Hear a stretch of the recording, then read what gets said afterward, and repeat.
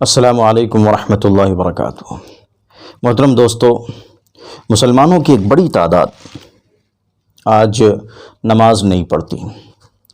اگر ہم غور کریں تو 60-70% لوگ ایسے ہوں گے مسلمانوں میں جو نماز نہیں پڑھتے، نماز سے ان کا کوئی سروکار نہیں ہے۔ ایک بڑی تعداد تو ایسی ہے، اور کچھ لوگ ایسے ہیں جو نماز پڑھتے ہیں لیکن کوئی اہتمام نہیں ہے، کبھی پڑھا کبھی چھوڑ دیا، 2 وقت 3 وقت کی نماز پڑھی، فجر غائب کر دیتے ہیں بہت سارے لوگ۔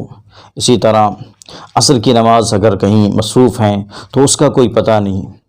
بہت زیادہ لاپرواہی اور کوتاہی نماز کے معاملے میں خود مسلمانوں سے ہو رہی ہیں۔ مسلمان اس سلسلے میں بڑی کوتاہیاں کر رہے ہیں آج کے زمانے میں۔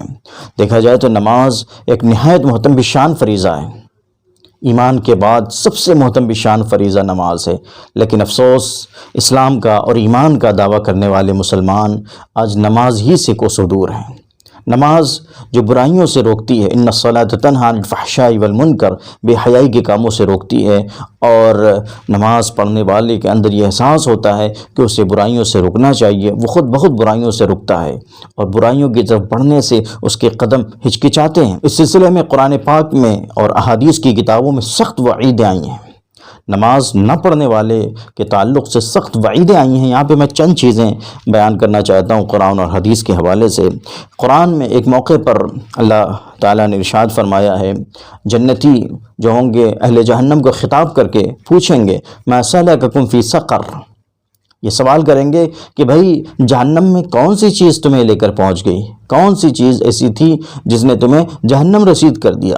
وہ کہیں گے قالوا لم نک من المصلین، وہ کئی باتیں کہیں گے، اس میں سے ایک بات یہ ہوگی کہ ایک بات یہ تھی جس کی وجہ سے ہمیں جہنم میں ڈال دیا گیا، وہ بات یہ تھی کہ لم نک من المصلین، ہم نماز نہیں پڑھتے تھے۔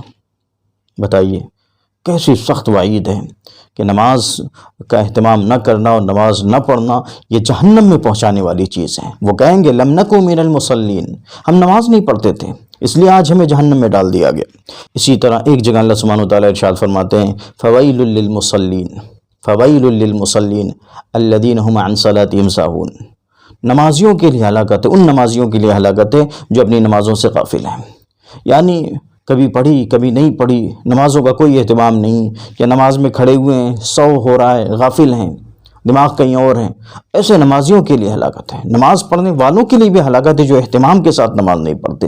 تو آپ اندازہ کر سکتے ہیں کہ جو لوگ بالکل ہی نماز نہیں پڑھتے، نماز کا خیال بھی جن کے دلوں میں نہیں آتا، اور مسجدوں کا رخ ہی جو نہیں کرتے، ان کے ساتھ ان کے لیے کیسی ہلاکت ہوگی۔ فویل للمصلین۔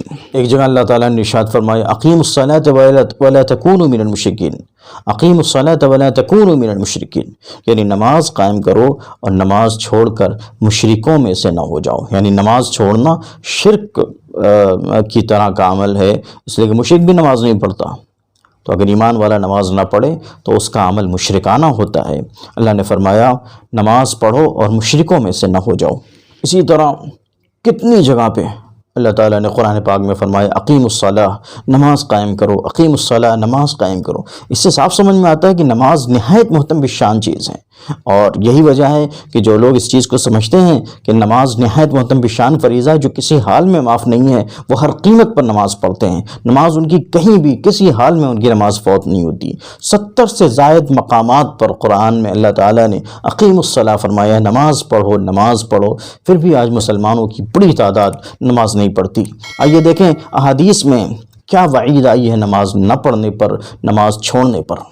حضرت جابر رضی اللہ تعالیٰ عنہ کی یہ روایت ہے، اللہ کے رسول صلی اللہ علیہ وسلم نے ارشاد فرمایا بین العبد و بین الکفر ترک الصلاۃ، ابو داؤد، بندے اور کفر کے درمیان جو دیوار حائل ہے وہ دیوار ہے نماز کا ترک کرنا، یعنی نماز کے ترک کرتے ہی بندہ کفر کی حد میں داخل ہو جاتا ہے، یہ عمل اس کا کافرانہ ہوتا ہے۔ کیسی سخت وعید ہے، اس سے ایک کافرانہ عمل کا اس سے صدور ہو جاتا ہے جو شخص نماز نہیں پڑھتا۔ بین العبد و بین الکفر ترک الصلاۃ۔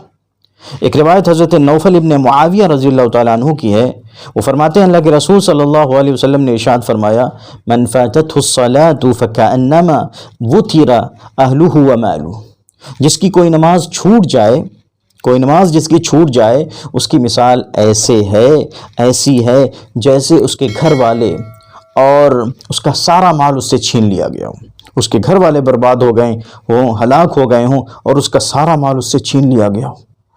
یہ وعید ہے، ایسی سخت وعید ہے اور ایسی تباہی ہے نماز ترک کرنے پر۔ ایک نماز جس کی چھوٹ جائے تو اس کی مثال ایسی ہے، یعنی اس کو ایسا خسارہ درپیش ہوا گویا کہ اس کے گھر والے اور اس کا سارا مال اس سے چھین لیا گیا ہو اور وہ اکیلا کھڑا رہ گیا ہو۔